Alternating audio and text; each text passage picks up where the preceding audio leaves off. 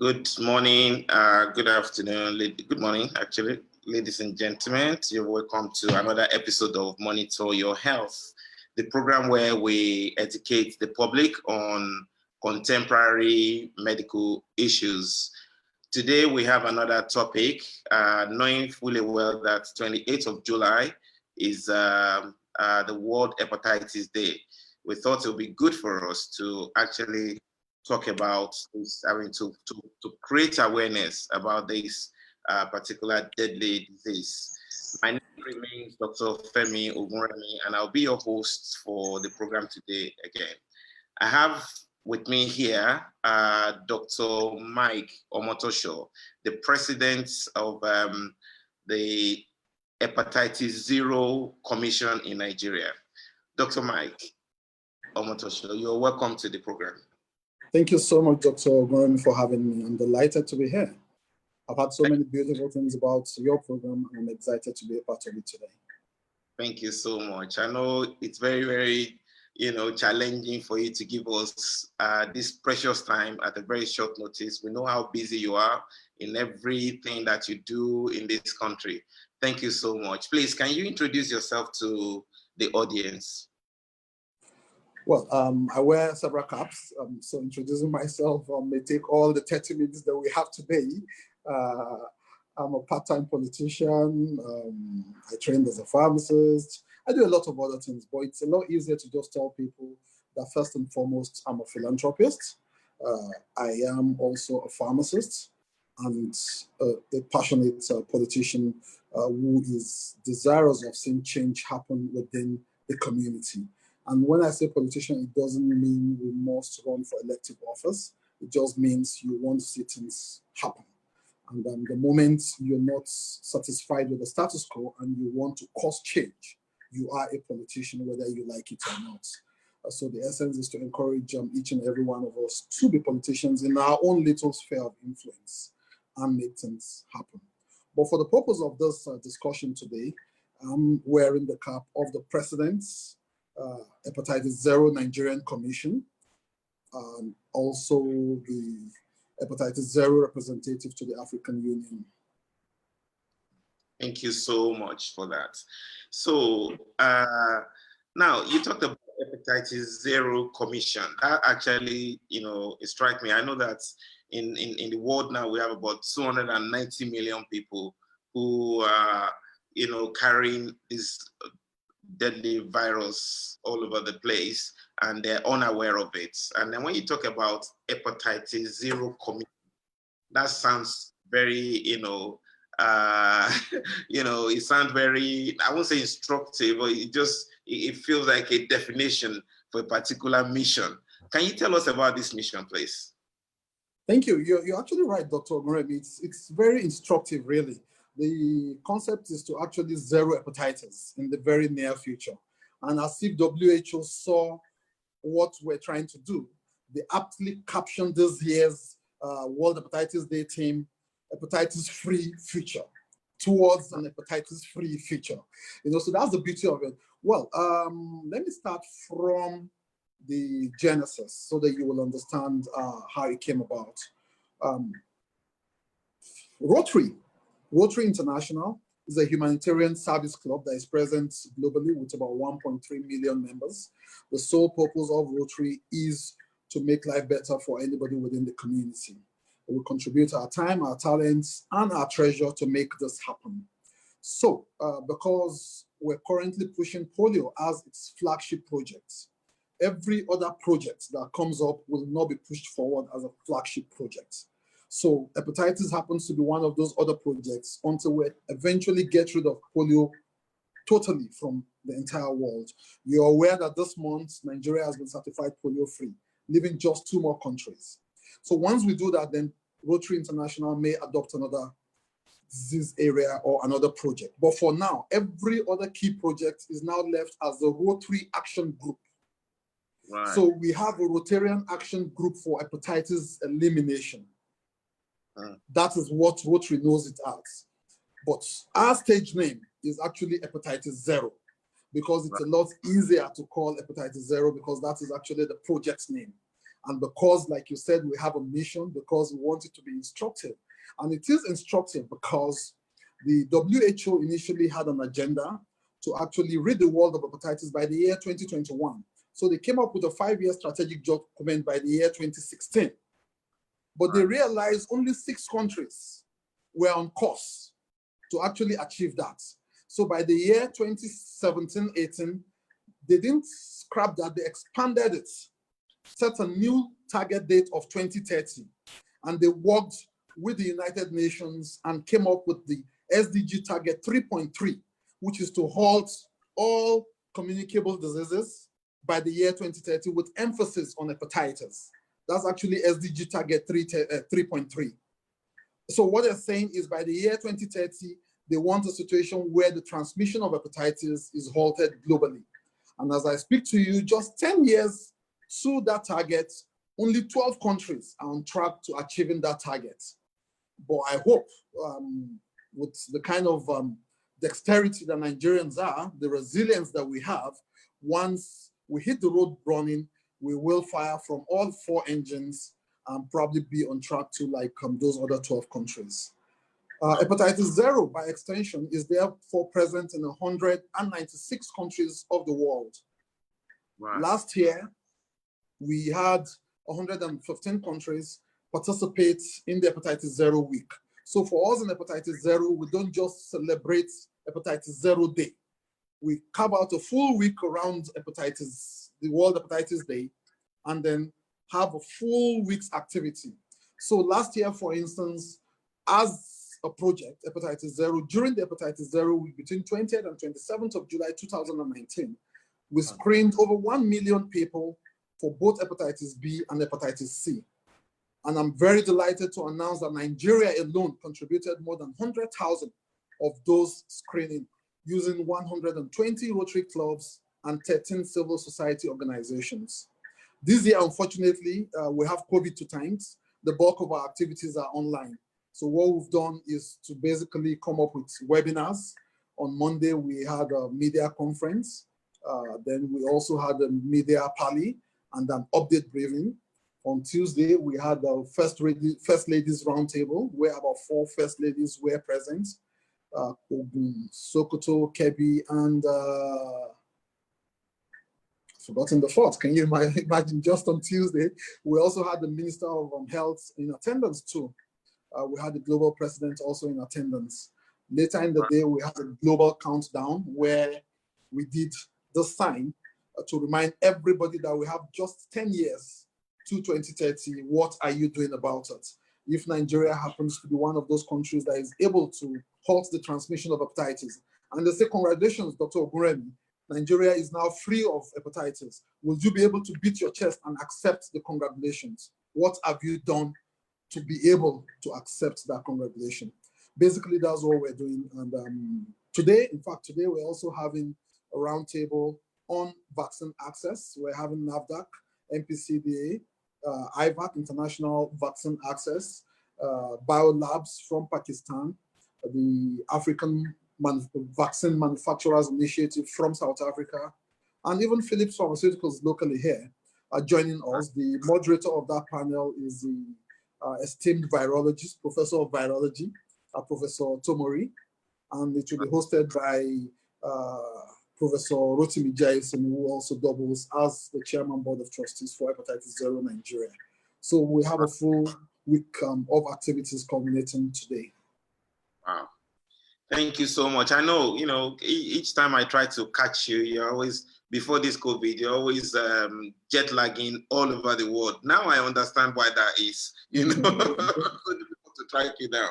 Wow, good job doing. And I know that, obviously the aim is to make Nigeria hepatitis free. I mean, in the shoe that you are wearing as the president of the commission. And then the first engagement I had with Hepatitis Zero was in Abuja, in Jabi Mall, where I just saw people taking, doing or maybe tests or something. And that was really fascinating to me, and I thought, who is behind this? Before I didn't realize that the big man is actually at the back door. So can you tell us about the activities around this, initiative and what you're doing so that people know about it? Because it's quite fantastic, to be honest, in that sphere. Thank you, Doc. Well, basically what we do at Hepatitis Zero Nigerian Commission, besides the week, I've explained what we did. So after the Hepatitis Zero week, we don't stop there, for instance. We try and liaise with well-meaning organizations and benevolent Nigerians. They do two things for us. When they support us, we're able, because we already provide the screening free of charge wherever we go. So the problem now is vaccines and access to treatments. So I'll take vaccines first. So we talk to pharma companies on one side, we talk to well-meaning Nigerians on another side. So when they give us vaccines, for instance, we do two things. First, we take some part of these vaccines to the rural areas like Chingoro, like Eyigbeti in Lagos, all those rural interlands where people cannot afford to pay for the vaccines, and we give them, we do the screening for them for both B and C, and then we also give them the vaccines free of charge. But when we stay within the community, like in Jabi Mall or Ikeja City Mall or even SHI House, for instance, we don't give it free of charge. The screening will still be free for both B and C, but the vaccines will now be subsidized to 1,000 naira instead of 2,005 or 5,000 naira, even 15,000 naira as the case may be. So, and the people that come in there are usually very happy, they're excited, and they are also able to pay the subsidized rates. That's the beauty of how we operate. So we continue to do that. We've also had occasions where organizations have invited us to come in and be a part of this, like some arms of the military, some corporate entities, and we go into their community, their organization, and immunize. We do the screening for them free, and then they pay for the vaccinations. We also get individuals to support. For instance, we get Philips Pharma to support, we get SHI to support, we get Pharmadelphia to support. We get a lot of organizations to also support and be a part of this. In fact, we have people who even donate hotel rooms, like H53 in Ikeja. They actually give us hotel rooms free of charge so that we can use that to accommodate our nurses when we're going on an outreach and they need to sleep over, for instance. So there's no form of support that is too small. We also have some people donate lunch, for instance, like Loliti Catering actually gives lunch to some of our volunteers at times. So there's actually no support that is too small. And we recognize all of this, and that's why I'm mentioning names where possible. Now, besides all of those, for those that are positive, we know they will need treatments. What we do is two-pronged. We link them up with enterologists, gastroenterologists, who will now help them with further tests and then decide if they actually even need treatment or not. And if they need treatment and we find out that they're indigent people, we will link them up with some of our own donor agencies, like Clinton Health Access Initiative, CHI. They are able to make hepatitis C drugs available at very subsidized rates. And at times they even give it free of charge, especially if it's close to expiration and the potency is still intact. We also work with other pharmaceutical companies like Philips, also even for drug, through Gilead. So what we do is use our tentacles and our good ways to network all of those people and then ensure that everybody is able to access one form or the other of either prevention or treatment for hepatitis B and C. But more importantly, we ensure that the indigent persons actually get them free of charge, totally free. Right. Thank you so much. Now, I intentionally wanted us to start with this preamble, understanding what you do, and then to see, how this can be very useful. So I just want us to dig a little bit deeper now. I want us to go into, because we will be talking here, you're vaccinating for free for hepatitis B, you're vaccinating for hepatitis C. What is hepatitis? What is actually hepatitis will be the question that will be resonating in people's minds. Can we just throw some more light into it? What is hepatitis? Well, basically hepatitis is an inflammation of the liver. It's as simple as that. And that may still be a big word for a lot of people to understand, but it simply means when the performance of the liver is compromised. And it can be at any of the 4 stages. When at the beginning, the liver is not able to perform optimally. I often tell people that in my own assessment, the liver is about the most important organ of the body because it's about the only organ whose function has not been totally replicated by a machine or that cannot function partially. If someone has a partial lung failure, the person can still function on one lung or even go on a respirator. If the heart fails, there are machines that can put one active. In fact, when one kidney fails, you can function very well on one kidney. In fact, so much so that if somebody has 2 failed kidneys, somebody can donate a kidney to you. But for the liver, nothing like that yet. Yes, there has been some successful cases of liver transplants, but you can only get a good liver, a healthy liver, from a dead person. So that means you're taking a life for another life. And if it's an accident and the liver is still intact, then you need to get a consent ahead of death to be able to use that liver. Now you see the complications involved. I must quickly add that there are recent discoveries in medicine where a liver, a part of a healthy liver, is being grafted on a bad liver, but there's still a lot of work going on in that. So what I'm trying to say in essence is that the liver is extremely important. I often tell people the liver is the last man standing. So it's your last form of defense. So if the liver breaks down, that means every form of toxin, every form of chemical, every form of unwanted material that comes into the body is not being taken out of the body because it just passes through. So imagine a goalpost, imagine playing a football match where you do not have a goalkeeper. Every ball that targets the goalpost becomes a goal. That's exactly where the problem with hepatitis is. And we have various forms of hepatitis virus. It is caused by a virus. And the viruses are classed and named based on the type of symptoms they show, the mode of transmission, even geography and spread. So in fact, it is rumored that we have up to hepatitis Z, but the most prevalent and the most common are just 5 of them. You have hepatitis A, B, C, D, and E. I'll take it in three tranches to make life easier for everybody. So for hepatitis A and E, for instance, they're usually self-limiting. In medical parlance, when you say a disease is self-limiting, you're simply saying it can go on its own, even without treatment. However, that does not mean it does not come with some debilitations. It's an ailment like every other ailment, like malaria. It will cause you some form of discomfort, some form of pain, even man-hour loss and economic losses, because it also has its own symptoms like fatigue, like loss of appetite, like vomiting, like the feeling of vomiting. They're 2 different things. That's nausea.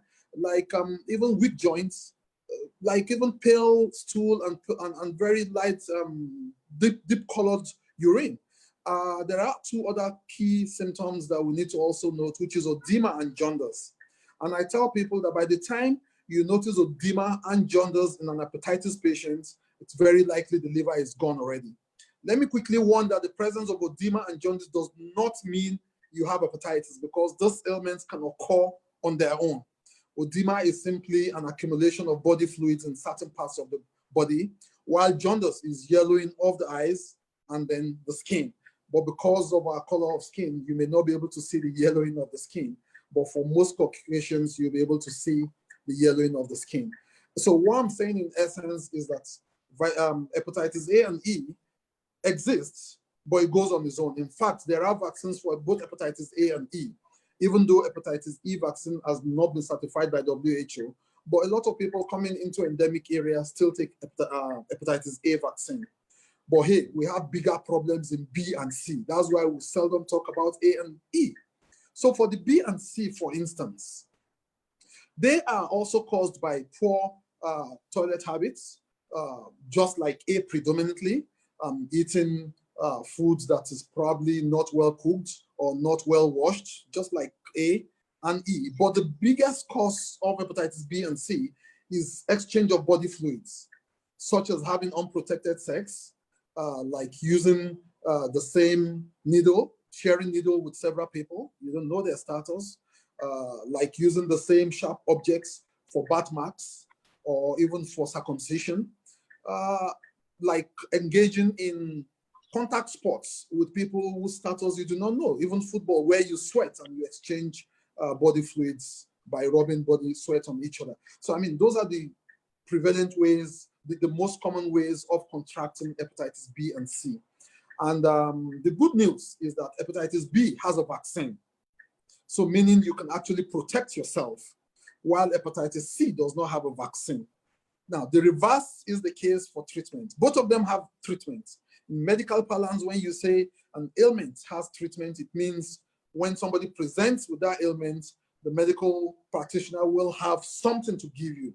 Now, whether it results to cure or not are two different things. So with hepatitis C, it can result in permanent cure within 45 to 90 days of daily treatment. While for hepatitis B, it cannot result in cure except in lifelong management. However, it is still not a death sentence. People actually live healthy lives with this virus once it is properly managed.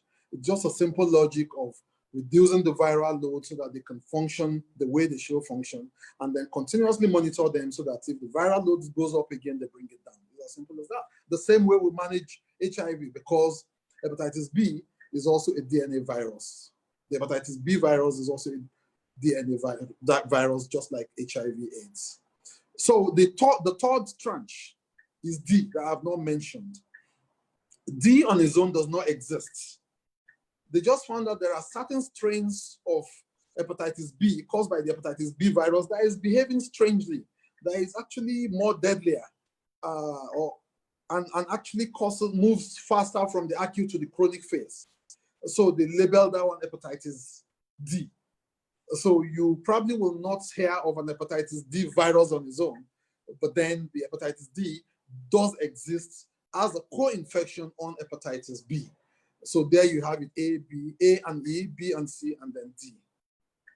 Okay, thank you so much. That's quite elaborate and quite detailed, and quite fast as well. So I just want to, I think I pointed some things out as we're talking, but obviously as you went along, you also splitted them, because talk about the edema, and I thought, oh, people might not understand the edema, but you broke it down for our viewers to know that it means that you have excess fluids in part of your body, and then jaundice, like was mentioned, yellowishness of the eyes. So we now know the cause of hepatitis, and then obviously, like the theme for WHO, like you said, is to achieve zero hepatitis, and that just resonated the name of your commission, your mission, really. So in Nigeria, as it stands today, I know that you're doing a lot of work, because we see what you do. What are the things, or what are the projects that we can say categorically that in Nigeria we're riding on to achieving this laudable goal? Let me start from what we're doing as a commission first. For us as a commission, what we're doing is to create awareness, sensitize the general public, and then get a lot of people talking about it. In fact, we often say that the commission, the Hepatitis Zero Nigerian Commission, stands on 4 legs. It's like a table with 4 legs. The first leg is to get talking. Get talking. We need to talk about it. Talk to advocacy people, talk to policy makers, talk to decision makers, talk to gatekeepers, talk to all stakeholders. We need to all get talking, get the media people to talk. Let's get talking about it, because until we get talking, we can't move to the next step. The next step is to actually get tested. Because if people do not get talking, then they will not be able to get tested. And if you do not know your status, then you will not be able to seek protection or seek treatment. So the third step is to actually get protected, which is get vaccinated. And the fourth step is to get treated, either management or full cure. So that's what we're basically doing. So we've partnered with the National Orientation Agency. So in each of the 774 local government areas of Nigeria, they are there. Sorry, can you hear me? Yeah, we can hear you. We can hear you. Okay. We can hear you. Okay.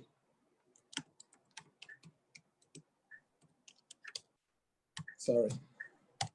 So in each of the 774 local government areas of Nigeria, they are helping to push the message of hepatitis because they have structures all the way down there. In fact, whenever they're having campus outreaches, they invite Hepatitis Zero along so that we also have a 10-15-minute slot and talk to these people. One of their vans, in fact, two of their vans have been branded Hepatitis Zero vans. So as they go around talking even about COVID, they're able to also mention Hepatitis Zero and hepatitis and what you need to do. We also give them a few jingles that they've converted into the 3 major languages and Pidgin, and they play these and air it everywhere all around. Besides that, we've also partnered with a few media agencies like leadership newspapers, blueprint newspapers, who are serializing documents that will give them on hepatitis on a regular basis. We also have some other partners like News Agency of Nigeria, even the NTA, who are very excited to push this message out. You see, because if people do not talk about it, they will not go to know their status. You did mention 295 million earlier on. Yes, you're absolutely right, but that did not include hepatitis C, it did not include A, it did not include E. So if you add all of this together, almost 500 million people globally are suffering from one form of hepatitis or the other. And of this number, about 1.4 million die every year. If you break that down, you will notice that comes to about 4,000 people every day dying from hepatitis that is preventable, that has a vaccine that can be treated. I mean, it's totally unacceptable. So for us, people need to get talking about it. The irony of it is that people know the word hepatitis. It's funny. We did a survey once. For every 10 person you ask about hepatitis, 8 of them will have a very terrible story to share with you about hepatitis. One will tell you, my younger brother's wife died of hepatitis. One will say, I was supposed to take her house out, but I didn't take her because she has hepatitis. They just have terrible stories to share with you about hepatitis. You now move forward and say, okay, what is hepatitis? They don't know. What are the symptoms of hepatitis? They don't know. How can you protect yourself from hepatitis? They do not know. So we really need to get talking. And you see, what makes hepatitis a silent killer is because most of those symptoms, like we mentioned earlier, are regular symptoms, things that you will not even take seriously. A lot of people will not even go to hospital to check. The symptoms that you probably even feel. In fact, most times you may just have those symptoms and go to the hospital and say, doctor, I have malaria. And then you're treated for malaria, you go back, you say, doctor, you never go. You come back again, they say, okay, try another anti-malaria again. You know, the easiest way to have it confirmed is to actually know your status.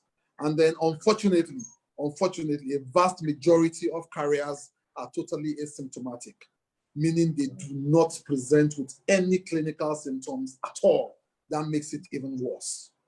But it is still not, and I repeat, it is still not a death sentence because there are solutions. So what we're doing is partnering with agencies, high net worth individuals. Just last month too, we renewed our partnership with NASCAP, which is the supervising program under the Ministry of Health that houses the hepatitis desk. And we're coming up with a lot of programs. In fact, we had 2 programs this week together with Dr. Akudo Ipeazu, the national coordinator. So the essence is to come up with a new policy document. In fact, this week, the Minister of Health initiated a new program on hepatitis control, really. So we will dust the former strategic documents and see how we can work with NASCAP to secure funding and then begin to implement. You know, no matter how good a strategic document is, it is useless without execution. So that's what we are looking at, in addition to partnering several other agencies to see how we can get the words out. But the most important thing really is to get the words out. And part of what we're also doing to get the words out is to go into the various states using the state first ladies. We crown them global ambassadors, and we have so far inaugurated 9 first ladies as global ambassadors: Bauchi, Lagos, Sokoto, Ogun, Kaduna, Jigawa, 9. And a few well-placed individuals who can also have their voice, like the DG of NOA, like the DG of NITCOM, Honorable Abike Dabri. The DG of NOA is Dr. Garba Abari, like Pastor Itwai Gudalo. We also have 3 royal ambassadors. And the title goes, well, that ambassadorial position goes to the position, not the person. So we have the Emir of Kano as an ambassador, the Obi of Onitsha as an ambassador, and the Oni of Ife as an ambassador. We have also been able to get General Yakubu Gowon as the patron of hepatitis in Nigeria. We're still searching for a matron, and once we have a matron, all of these people will add their voice to let's get talking, because it's only when we get talking that people can go to know their status. And knowing your status is the easiest way to actually know if you have it or not. And let me quickly add that science is advancing on a daily basis. So as it is now, even though we don't have it in the country, there is a rapid test kit where you just put a drop of your saliva, and then in 10 to 15 minutes, you get to know if you're positive or negative for hepatitis B or C. But currently in country, what we're using is a drop of blood. We prick, you get a drop of blood, put it in the cassette, and in 4 to 5 minutes, you get to know if you're positive or negative for hepatitis B or C. Wow, brilliant. So if, Nigerians want to get to know their status now, how easy is it for them to do this via your platform? Well, via our platform, we usually publicize our engagement days, because it's not like we have a shop where people can come to every day. For instance, I must also acknowledge the goodwill of the Ikeja City Mall, who gives us the space free of charge. The same thing, Jabi Mall has been giving us the space free of charge because of value what hepatitis 0 is bringing to the table. Those are value that is probably worth between 5 and 10 million naira. So even though it's not cash, but I mean the value itself, because we know how much they rent such spaces out to people who want to use it for activation or for promotion. So we appreciate them, and then we go there, and then on days where we go there, we let people know screening is free for both hepatitis B and C. And we publicize this and let people know. And of course, if there's an organization that wants us to come in, like the military, we can go to them and then do the screening for them free of charge, as long as they're willing to work in line with the WHO's recommendation of having the first dose of the vaccine available, so that those that are negative for hepatitis B are immediately vaccinated with the first dose, and then we can do the second dose 30 to 45 days later and have the third dose within 6 months of the first dose, so that they're fully protected. Right. Okay. Alternatively, they can also follow us on @hepatitis0ng. Those are our social media handles. Same thing for Twitter, for Facebook, for Instagram too. Hepatitis0ng. Hepatitis0ng. Yeah, one word. Okay, thank you so much. It's been an enlightening, session with you. With a lot of information that you have actually, helped us with during this short while. What's your advice generally for Nigerians? I know that you've talked about the viruses that can actually cause this hepatitis B, and we've talked about the dangers or the damages that this can do to our body. Now, what would you advise people generally? You have your centers in places. What general advice do you want to give us as a nation as to working closely with you or with other agencies like this? Well, basically, I want to stress that they should not just rule out the symptoms that they feel, be it fever, fatigue, the feeling of vomiting itself, loss of appetite, stomach pain, mild stomach pain, or even diarrhea and stooling. Once you see, don't wait till you see edema or jaundice. Just go and do an hepatitis test. Don't stop at malaria alone. Just go and do an hepatitis test. I think it's important, because the moment you do an hepatitis test, then you know if you're positive or negative. And most of the time, this test may not cost too much. In most private hospitals, it will probably be between 2,000 and 5,000 naira, depending on the location of the hospital and the grade of the hospital. But of course, we make this available free of charge if you can catch us at those locations.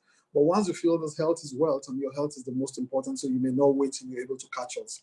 So just go do a test.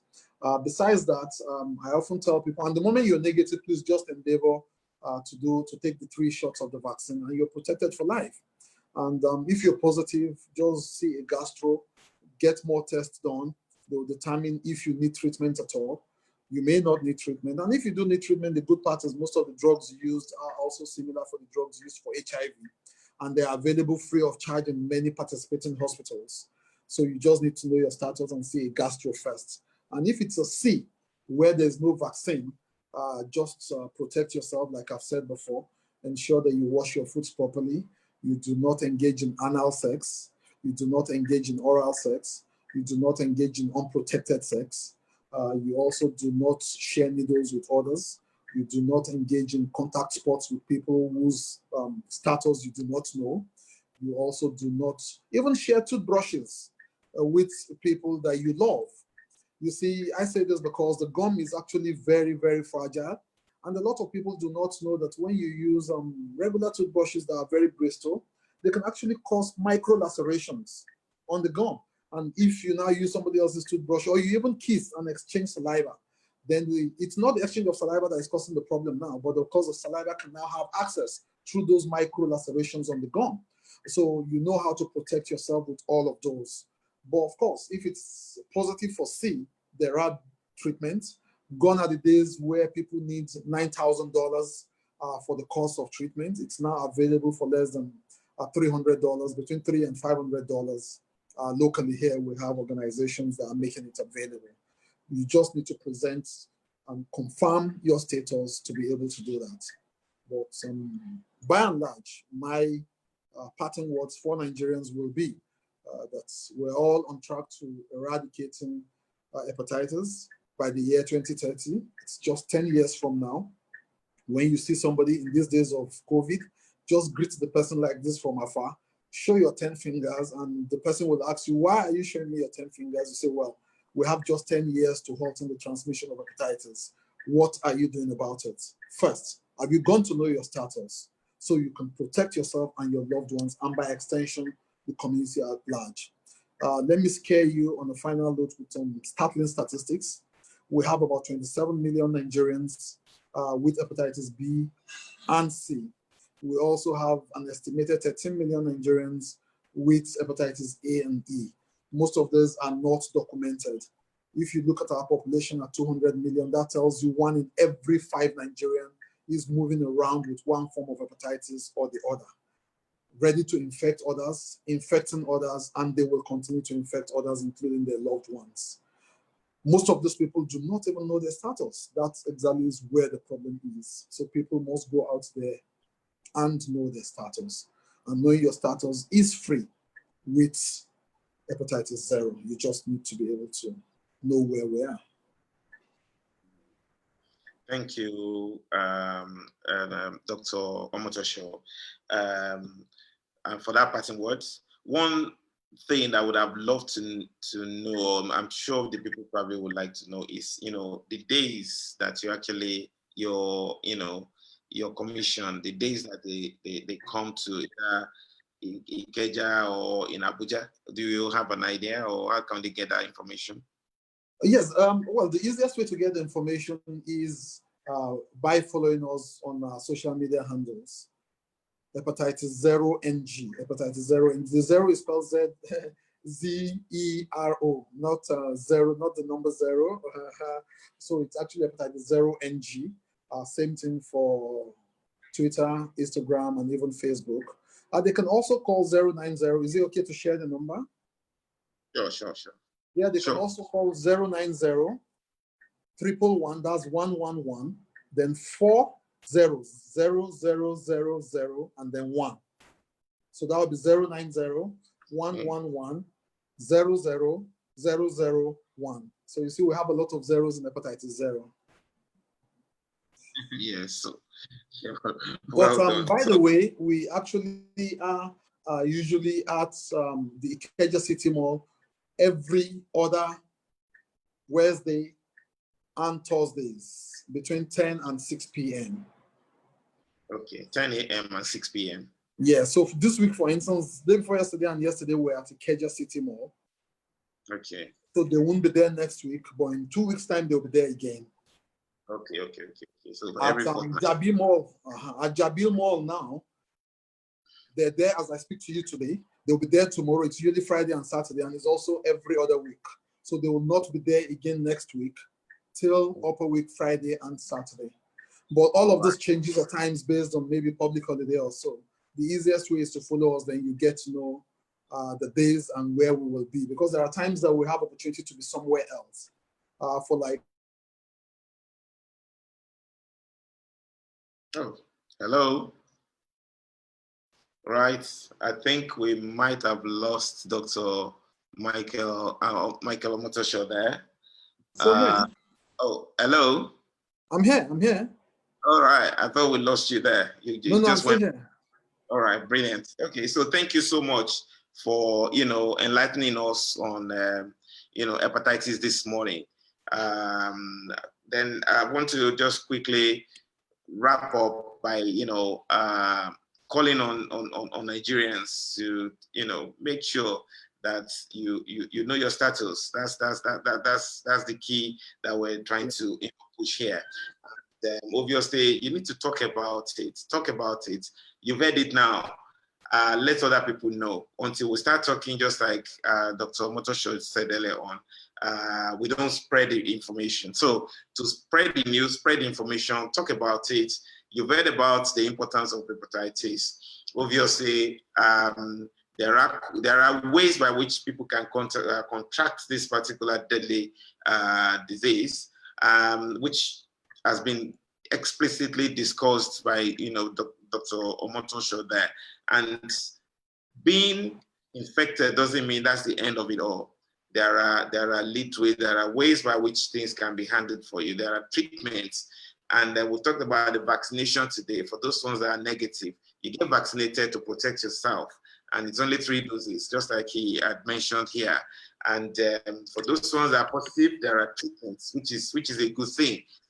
So that sentence means there's no treatment. In this case, there's treatments. It then depends on you engaging, embracing, and getting this sorted if for any reason you are positive. There are 7 million people carrying hepatitis B around in the nation, which means 1 out of 5, Nigerian, just as Dr. Omotosho just said earlier on.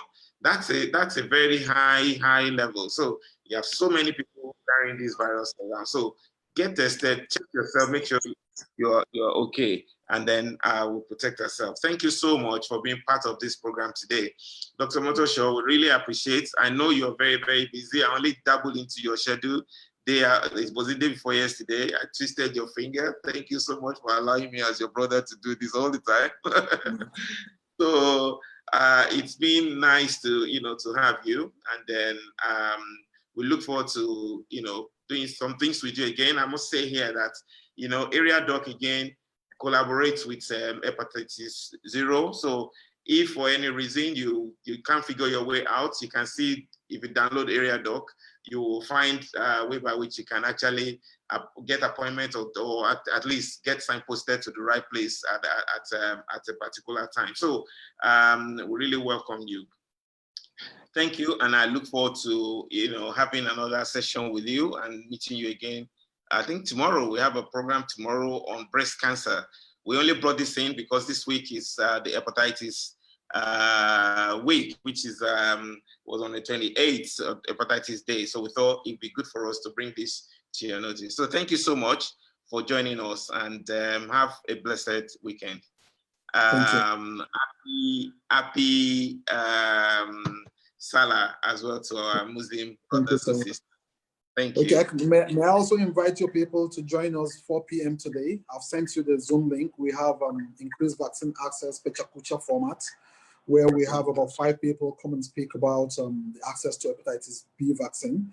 We have international vaccines access. We have NAVDAC. We have the National Primary Healthcare Development Agency. We have biolabs from Pakistan. We have the BioVac from South Africa. And we also have Philips Pharmaceuticals coming here. So by 4 o'clock, the links will be on your handles for display, so they can also join and know a little more about hepatitis and the vaccines.